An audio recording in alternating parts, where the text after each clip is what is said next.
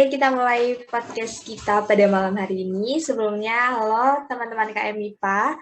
Di sini kita podcast kedua sebagai program kerja dari Scholarship Diversity. Jadi Scholarship Diversity merupakan rangkuman dari beragam informasi mengenai yang diperuntukkan untuk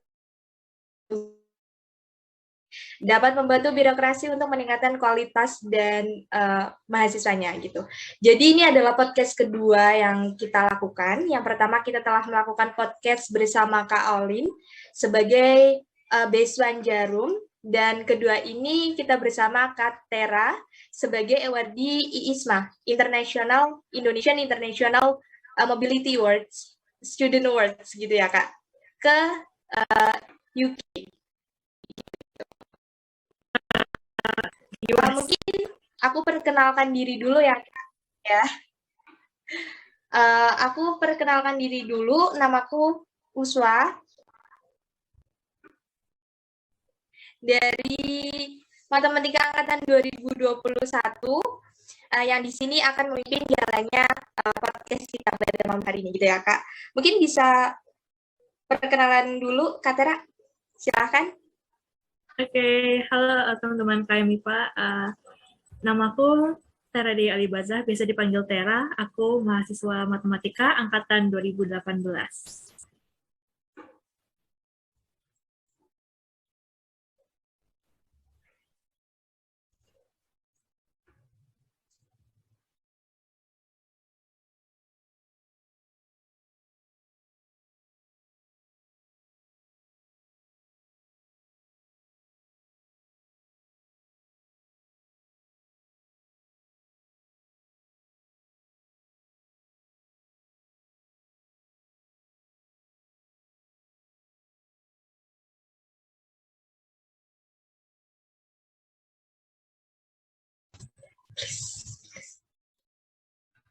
Oke, tadi Kak Tera udah perkenalan ya Kak.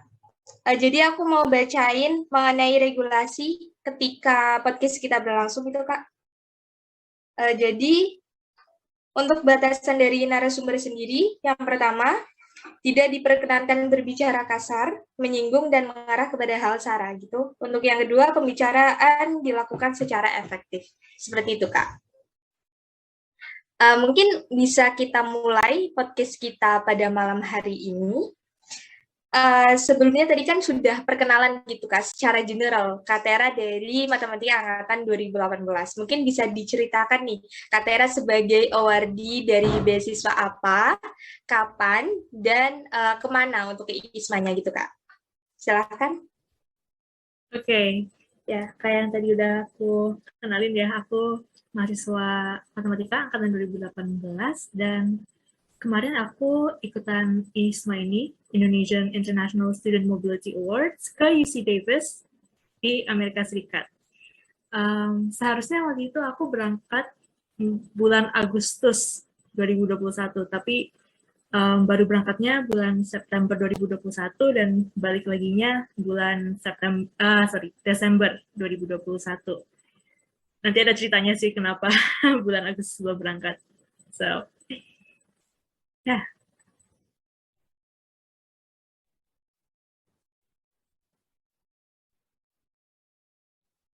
Oke, itu mungkin in general gitu ya Kak. Nanti kita bakal mengulik lebih dalam nih kenapa berangkatnya jadi bulan September dan gimana lika-liku yang udah Kak Tera laluin gitu ya untuk ISRA ini.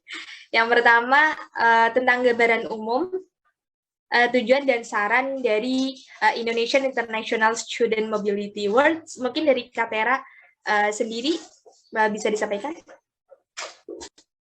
Ya, jadi kalau misalnya kita ambil dari, waktu itu aku pernah kutip sih dari website ISMA, kalau program ini memang secara umum adalah beasiswa untuk mahasiswa tingkat S1, kayak kita ini, sarjana S1, untuk semester 4-6, mahasiswa semester 4-6 di perguruan tinggi dalam negeri Indonesia, dan mereka bakalan dapat beasiswa ini selama 1 semester untuk belajar di luar negeri. Bisa di kayak aku Amerika, ada juga di Eropa, Asia, dan Australia juga sekarang ada. Tujuannya memang buat meningkatkan pengetahuan dan pengalaman kita, apalagi untuk belajar di luar jurusan dan budaya kita sendiri, dan juga buat mengembangkan jaringan kita, our network, supaya kita bisa kenal dengan mahasiswa luar, pengajar dari luar, maupun warga lokal di negara kita ditempatkan, gitu. Kurang lebih gambaran dan tujuannya seperti itu. Dan sasarannya tentu mahasiswa kayak kita ya di S1 ini. Mungkin bisa diceritain gitu Kak, untuk mahasiswa lebih spesifik dari semester berapa sampai semester berapa yang bisa apply beasiswa ini gitu Kak? Ya, untuk mahasiswa yang bisa apply itu dari semester 4 sampai semester 6. Dari KTR sendiri ikut ini di semester? Di semester 6 kemarin kebetulan. Oke, di terakhirnya semester aku. 6. Iya. Kita lanjut gitu ke pertanyaan berikutnya. Gimana sih Kak, ceritain gitu secara singkat terkait Indonesian International Student Mobility Awards menurut pandangan KTR sendiri. Cerita singkatnya, mungkin gimana aku bisa tahu dan akhirnya daftar ya. Pertama-tama itu aku dikirimin info di grup Angkatan Matematika 2018 mengenai program ISMA ini. Jadi ada temanku yang nge-forward message dari Kaprodi Matematika kebetulan. Dan mengenai ISMA ini, ditulis syarat IPK-nya di atas 3,0, skor TOEFL di atas 550 untuk mahasiswa semester 4 sampai 6. Dan yang tertarik silakan hubungi Kaprodi waktu itu, langsung hubungi saja. Ya wes, aku ikutan karena aku pikir ya aku memenuhi persyaratannya dan aku juga di semester terakhir bisa ikut nih. Nah, aku update CV, aku ikutan tes TOEFL ITP waktu itu masih diterima TOEFL ITP, lalu aku nulis essay buat di website ISMA yang dibantu juga waktu itu sama alumni Student English Forum. Kebetulan waktu itu aku ikutan SEF ya, SEF Unsud yang berpengalaman nulis essay, jadi bantu bimbing aku. Dan tahu-tahu aku lolos tahap pertama. Nah, sehabis lolos tahap itu, nunggu interview deh. Belajar interviewnya aku itu sama alumni SAT juga, yang emang pernah study abroad. Kalau nggak salah, itu melalui LPDP. Jadi, waktu itu diajarin kalau interview beasiswa, kurang lebih kayak begini. Yang diajarin dan persiapin juga waktu itu lumayan banyak sih. Dan ngebantu pas hari H online interviewnya. Dan beberapa minggu kemudian pengumuman keluar dan aku dinyatain lolos ke universitas pilihanku UC Davis. Dan selanjutnya sih mungkin ceritanya agak ngebosenin dan hektik, agak chaotic juga kalau diceritain karena banyak dokumen yang akhirnya harus dipersiapin, paspor, visa, surat-surat dari ISMA yang harus kita surat perjanjian istilahnya lah ya. Dan kita juga harus ngikutin kelas summer session, karena kalau kalender akademik UC Davis ini sistemnya quarter, bukan semester. Jadi kalau kita mau genap 6 bulan belajar di luar, kita harus ngikutin summer session ini di Indonesia waktu itu. Kita belajar online. Ya, istilahnya kita belajar online selama bulan Agustus dan sedikit di bulan September, makanya kita berangkatnya telat gitu. Kalau universitas lain berangkatnya mungkin bulan Agustus, kebanyakan kita berangkatnya September. Gitu. Oke, berarti banyak banget tuh lika-liku yang harus Katera laluin untuk mendapatkan satu hal yang sangat luar biasa ini gitu ya Kak. Karena ini tuh benar-benar opportunity yang menurut aku tuh sangat amat patut bisa dibanggakan, karena dalam hidup tuh bisa dibiayai full oleh pemerintah buat ke luar negeri, cari pengalaman, cari ilmu gitu ya Kak. Mungkin mohon maaf dulu Kak, ini ada 1-2 hal kendala gitu. Jadi kita mau ganti link Zoom karena ini kita ada limit meetingnya. Oh iya. Mungkin tadi udah aku kirim ke Katera untuk linknya. Oh Mungkin iya, nanti yang di kita bisa WA. move ke link. Ya, kita move di link yang baru gitu ya Kak. Oke. Oke. Sekarang ya berarti. Oke. Jadi kita lanjutin ya Kak tadi pertanyaannya. Mohon maaf sempat ketunda.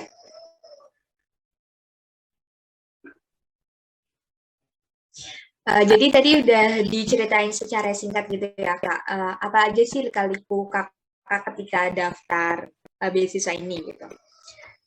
Terus selanjutnya tentang pandangan Kakak tentang Indonesian International Student Mobility Awards. Menurut Kakak tuh benefitnya tuh apa gitu, terus peran pemerintah dari mungkin mempersiapkan kebutuhan Kakak, kemudian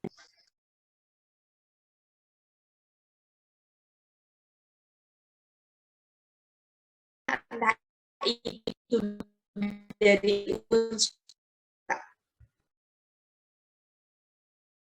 Oke. Untuk benefitnya, ISMA ini benar-benar membantu aku. Ya, pertama dan yang paling penting emang wujudin mimpi aku buat study abroad ya. Karena dari awal aku masuk kuliah, bahkan sebelumnya aku emang ada ambisi buat bisa belajar ke luar negeri, baik itu dalam exchange atau mungkin setelah lulus nanti lanjut S2 di luar. Dan kayak ceritaku tadi, meskipun persiapannya mungkin hektik gitu ya, lumayan singkat, dalam waktu beberapa minggu harus belajar nulis essay dan belajar wawancara dadakan gitu. Bener-bener ngasih aku gambaran gimana untuk persiapan beasiswa ke depannya, persiapan untuk daftar beasiswa misalnya S2 nanti bakalan kayak gimana, udah ada gambarannya sekarang. Dan selama di host university juga banyak banget benefit yang aku dapat. Aku belajar lintas jurusan karena emang ISMA nyuruhnya kita ambil mata kuliah yang non-linear dengan jurusan asli kita selama kita belajar di sana. Jadi aku belajar 3 mata kuliah komunikasi, 1 pendidikan, dan 1 lagi mata kuliah khusus yang dibuat untuk kita ISMA awardee ke UC Davis buat ngebantu kita manfaatin pengalaman study abroad, baik pas kita selama di sana maupun setelah kita pulang ke Indonesia. Dan every step of the way memang kita merasakan dukungan pemerintah, apalagi dalam program ini. Kita bisa kesengaja kan memang karena ini program pemerintah dari Kemendikbud dan memang program baru, tapi sangat amazing gitu dalam pelaksanaannya. Dan benefit yang kita dapat dari pemerintah memang juga sangat mencukupi, baik itu benefit pembekalan dan juga pendanaan. Karena selama kita di sana kita lebih dari cukup dana untuk bisa hidup dan juga untuk bisa tinggal di sana gitu.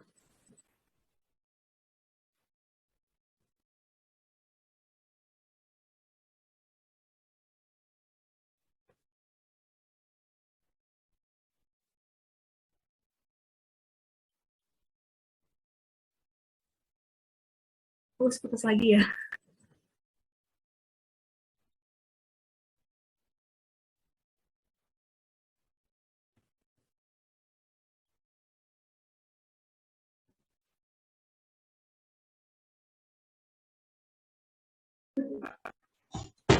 Oke Kak, terima kasih banyak atas penjelasannya gitu.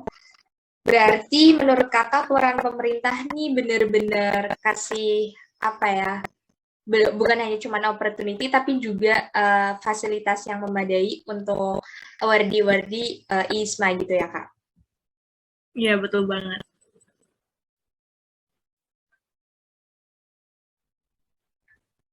Apakah suaraku bisa didengar Kak? Iya, bisa. Jelas atau kurang jelas? ada echonya tadi.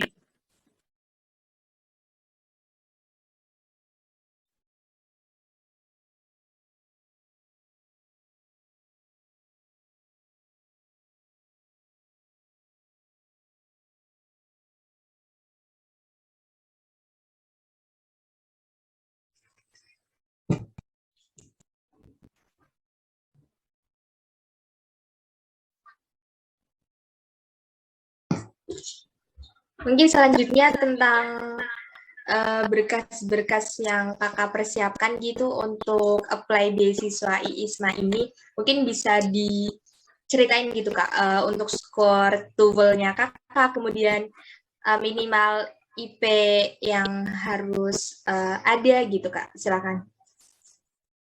Oke. Berkas-berkas waktu pendaftaran nggak terlalu banyak. Yang paling aku pakai itu transkrip nilai untuk membuktikan bahwa IPK aku itu di atas 3.0, ya di atas 3. Baik kamu mau semester 4 atau semester 6 daftarnya, tetap IPK harus di atas 3. Dan juga sertifikat skor TOEFL IBT atau LTS atau DET, Duolingo English Test. Waktu aku daftar, aku pakai TOEFL ITP, tapi sekarang udah nggak diterima sayangnya. Jadi di antara 3 itu, tergantung university yang kalian pilih bakalan terima yang mana, dan tentunya kriterianya minimal skornya harus berapa itu bakalan tergantung juga dari satu univ ke univ lain. Dan yang terakhir yang sempat aku lupa tapi sehabis aku cari-cari lagi, kita juga perlu surat pengantar dari universitas. Dan kalau kemarin kita bikinnya di International Office gitu, di IRO Unsur kalau kita ini. Dan itu sih yang waktu pendaftaran. Selain itu kan kita harus tulis essay, dan essay itu sistemnya, maksudnya essay itu ada pertanyaan di website ISMA waktu kita mau daftar, dan kita jawabnya itu kayak kita nulis essay singkat. Satu pertanyaan kurang lebih jawabannya itu 200 sampai 300 kata gitu.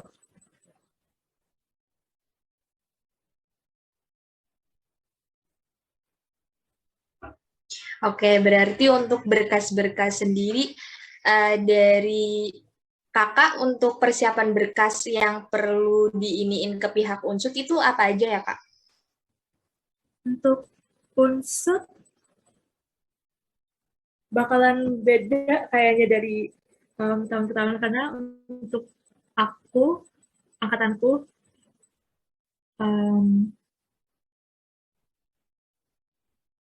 nah aku jadi lupa.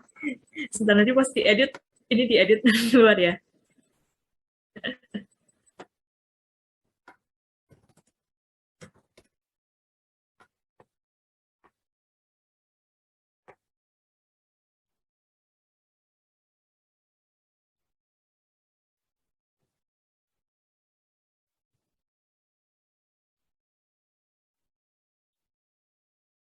Oke.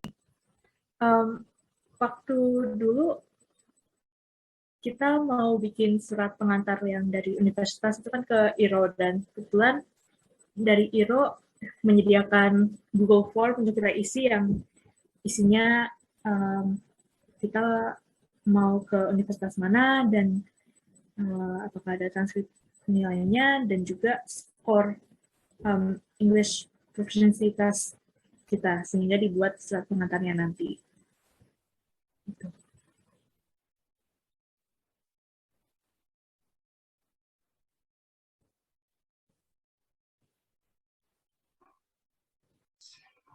Oke kak, aku rasa cukup untuk syarat-syarat yang perlu diperlukan ketika kita apply IISMA ini. Kemudian, Sarahku masuk nggak ya kak? Masuk.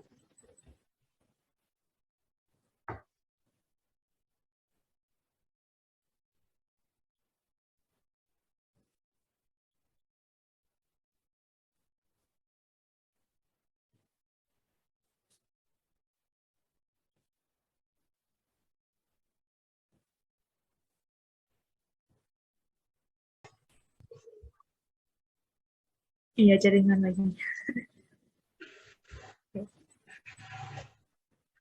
Oke. Jadi untuk gimana? Iya, jaringanku ini jelek banget. Bisa dilanjutkan apa suaraku terdengar, Kak? Iya, kedengeran.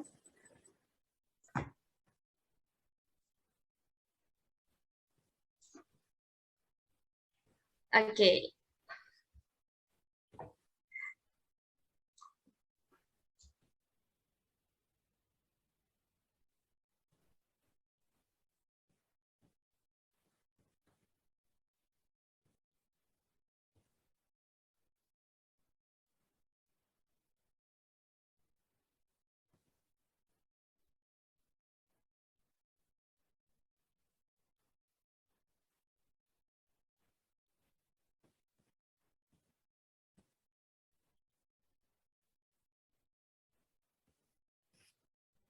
Iya ya. Apa mau coba reschedule, tapi tanggung ya. Tinggal berapa pertanyaan lagi.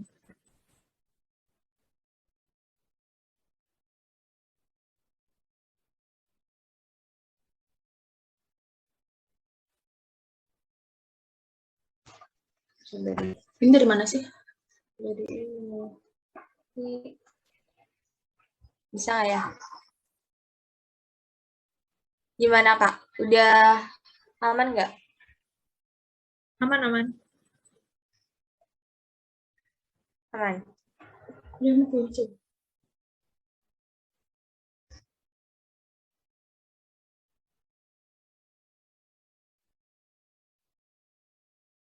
Nanti ujiannya kayak gini.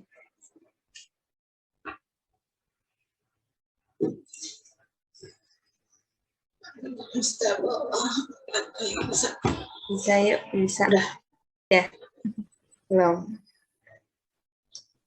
Oke, ini udah aku konekin kayak yang ini kan. Kayak yang iPhone. Nggak jadi lagi. Terus kayak yang Oppo. Nggak jadi lagi. Udah, HP-ku udah keluar semua. Udah. Tapi ini. Oke, Kak. Kita lanjutkan lagi sesi podcast kita pada malam hari ini. Mohon maaf atas kendala teknisnya, Kak. Tadi udah dijelaskan mengenai syarat-syarat yang udah Kakak persiapan gitu ya untuk apply beasiswa ini. Kemudian, ini kayaknya masuk ke bahasan krusial sih, Kak. Menurut Kakak nih, tips dan trik buat lolos IISMA tuh gimana, Kak? Mungkin bisa dibagikan ke teman-teman KMI, Pak. Oke. Tipsnya bakalan berkaitan langsung sama syarat-syarat dari ISMA ini ya.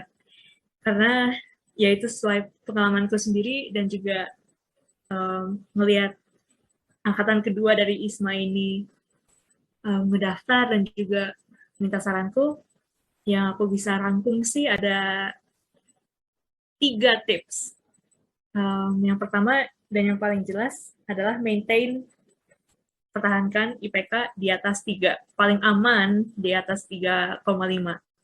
Waktu aku daftar, aku masih aman di IPK sedikit di bawah 3,5, tapi tahun ini, di angkatan yang kedua ini, aku lihat lebih banyak lagi yang IPK-nya di atas 3,5, bahkan gak jarang yang 3,9, mendekati IPK sempurna 4 gitu. Jadi sangat amat kompetitif IPK awardees ini, dan apalagi kedepannya bakalan lebih kompetitif lagi menurutku. Jadi usahakan IPK kalian bisa di atas 3,5, kalaupun mungkin di bawah 3,5 sedikit, bisa diusahakan dengan English-nya. Jadi teruslah latihan English kalian, melalui IELTS, Duolingo English Test, atau TOEFL IBT yang manapun yang bakalan diterima host university yang kalian pilih. Pastikan skor kalian itu tertinggi yang bisa kalian capai. aku cukup beruntung dulu waktu aku tes TOEFL ITP, skorku bisa paling tinggi di antara awardee yang ke UC Davis. Jadi aim high, aim for as high of a score as you can, apalagi karena tes English proficiency, mau itu IELTS, GET, ataupun TOEFL IPT, nggak murah ya. Jadi maksimalkan sekali tes bisa langsung skor yang tinggi. Dan dari sekarang bisa kalian persiapin untuk belajar bahasa Inggris kayak gini. Menurutku banyak banget resource untuk bisa belajar TOEFL atau Duolingo English Test. Kalian bisa cari di social media, banyak yang nawarin kelas-kelas online segala macam gitu. Jadi kalian bisa usahakan dari sekarang. Dan yang terakhir itu untuk melengkapi semua masalah IPK dan juga English proficiency adalah punya pengalaman.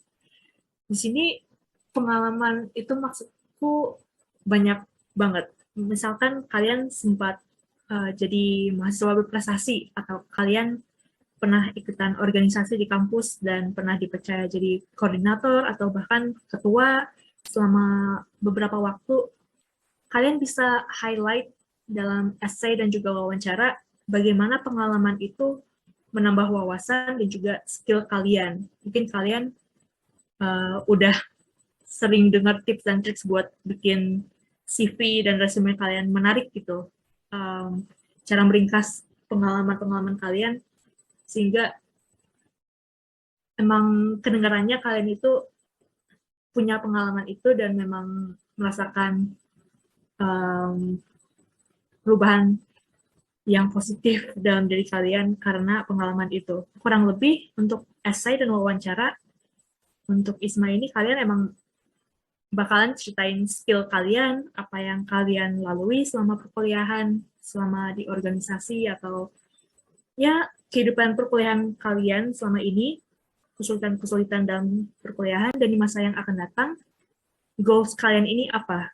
Kalian mau gimana apalagi setelah mengikuti ISMA ini? Jadi pikirkan matang-matang your life experiences yang bisa mendukung essay dan wawancara kalian. Begitu sih. Oke Kak, berarti bisa aku highlight gitu ya, 3 tips dari ala Katera untuk lolos beasiswa ISISPA ini. Yang pertama adalah IPK, di mana kita mempertahankan IPK kita, kalau bisa lebih dari 3,5 untuk jaga-jaga gitu ya Kak. Yang kedua adalah skor TOEFL. Kita bisa upgrade kemampuan bahasa Inggris kita, entah itu lewat course ataupun lewat organisasi. Kayak Katera kan gabung juga di SEF kan ya Kak?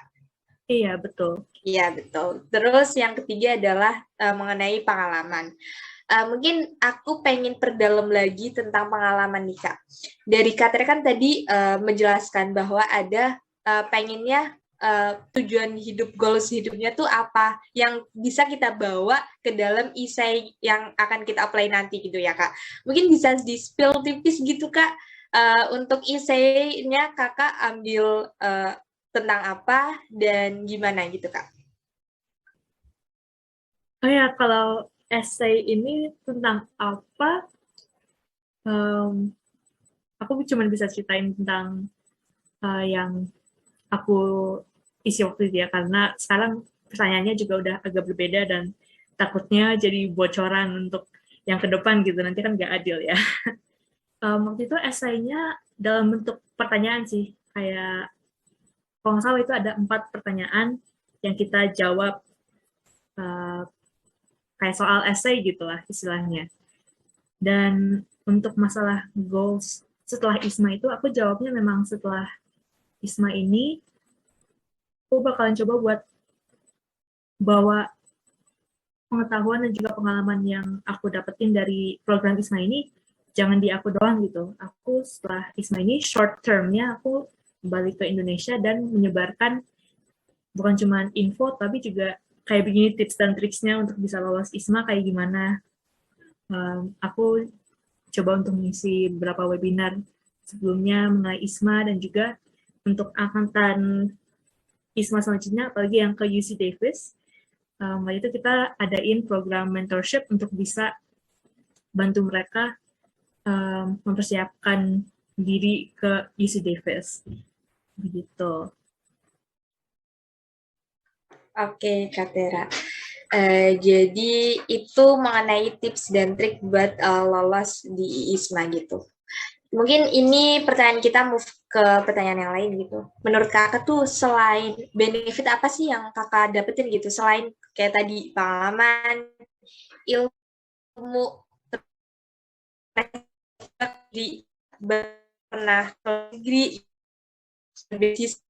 selain hal-hal itu kayak ngisi webinar juga, selain hal itu, apa sih benefit yang Kak Tera tuh ngerasain setelah kakak jadi awardee dari beasiswa ini gitu Kak?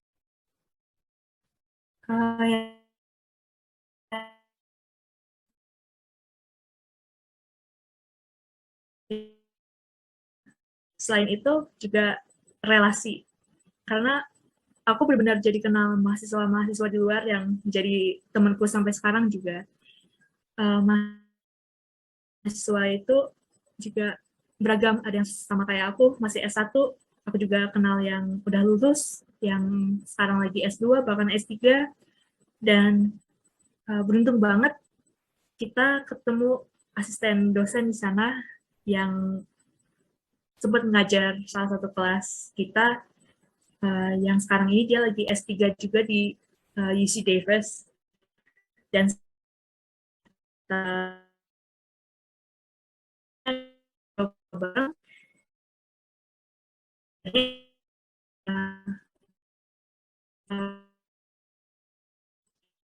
buat untuk kebutuhan kerja nanti, maupun kalau kita mau apply beasiswa S2 ke depannya.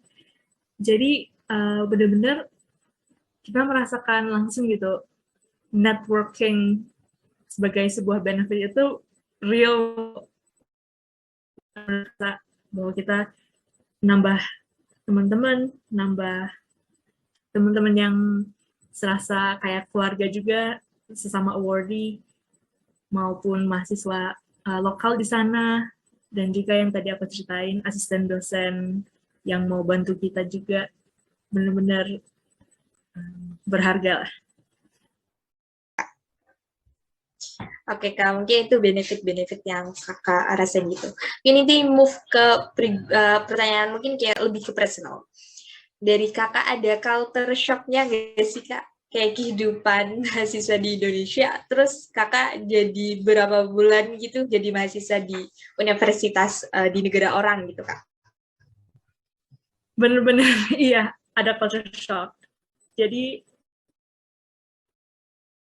kalian bakalan sering banget dengar kalau misalnya ke luar negeri pasti bakalan ngerasain culture shock, dan awal-awalnya aku ngerasa masa sih bakal ngerasain, karena kita kan mungkin udah lebih terekspos ke budaya luar negeri, baik itu melalui sosmed atau acara-acara like Netflix yang kita tonton segala macam gitu ya.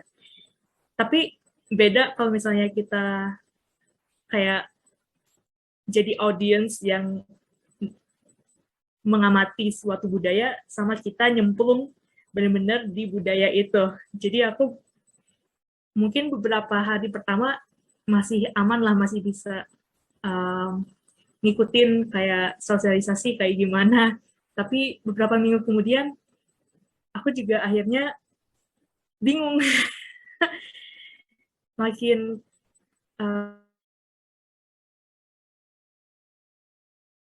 semakin banyak ngobrol dan ketemu orang-orang baru, mau mereka sesama international students atau warga lokal, beneran ngerasa ada banyak lika-liku tata krama bersosialisasi yang bener-bener ngebingungin, dan nggak kepikiran aja gitu selama kita di Indonesia, oh ternyata orang-orang Amerika kayak begini, basa-basinya atau nyapanya, lalu saying goodbye-nya kayak gimana, sampai kadang stres sendiri gitu kalau misalnya ngobrol, karena mikir tadi aku tuh bener nggak sih kelakuannya, bener nggak sih ngomongnya gitu, dan itu bikin aku shock secara sosial. Selain itu juga ada shock belajarnya, karena aku kan ya mahasiswa matematika belajar ilmu komunikasi, pendidikan.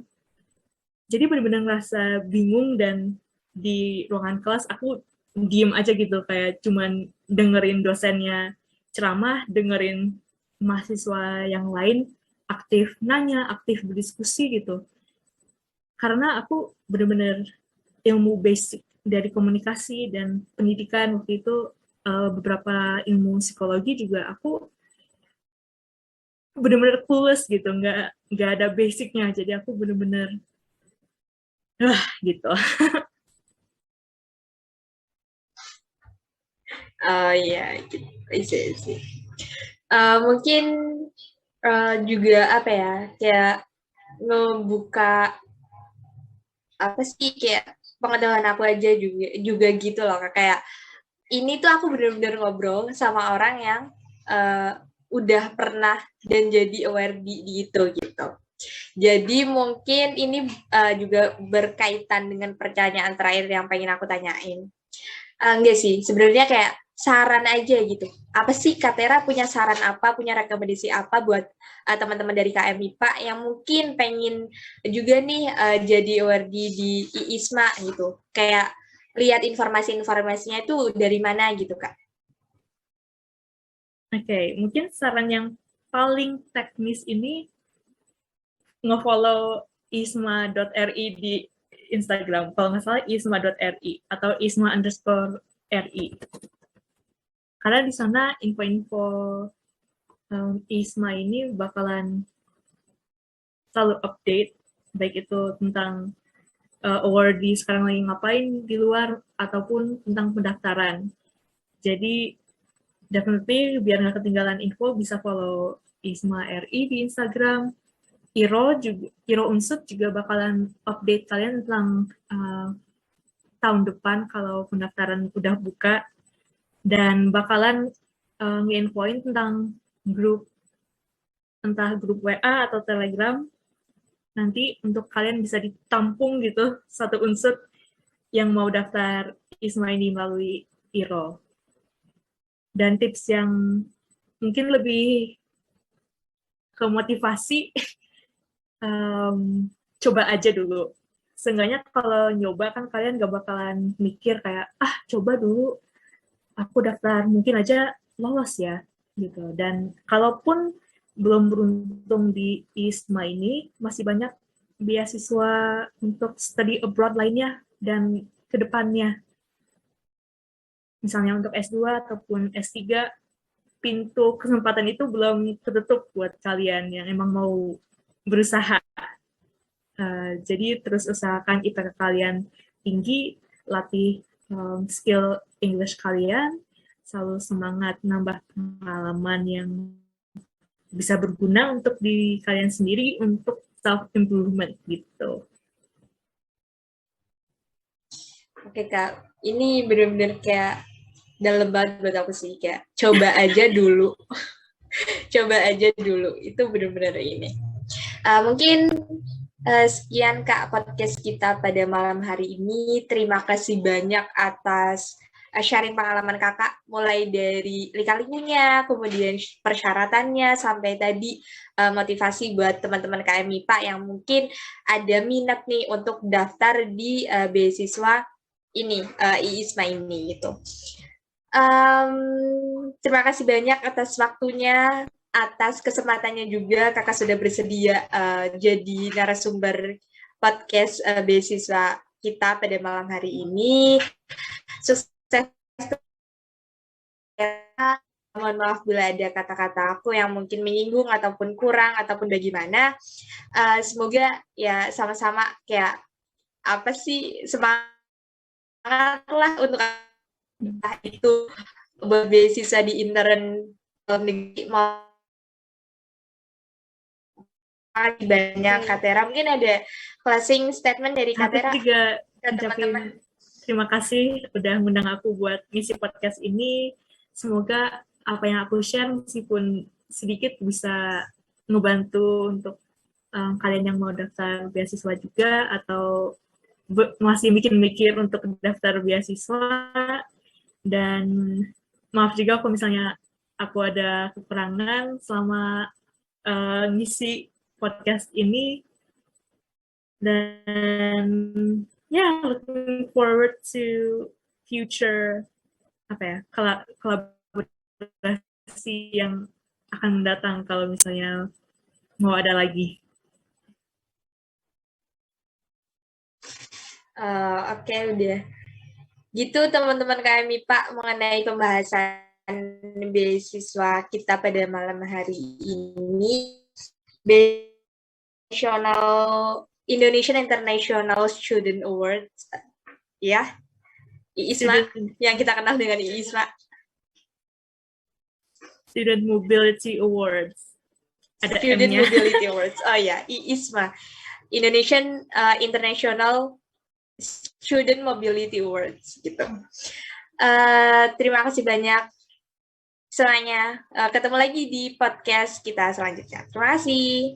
Terima kasih. Udah, Kak Kris, gimana? Aman nggak?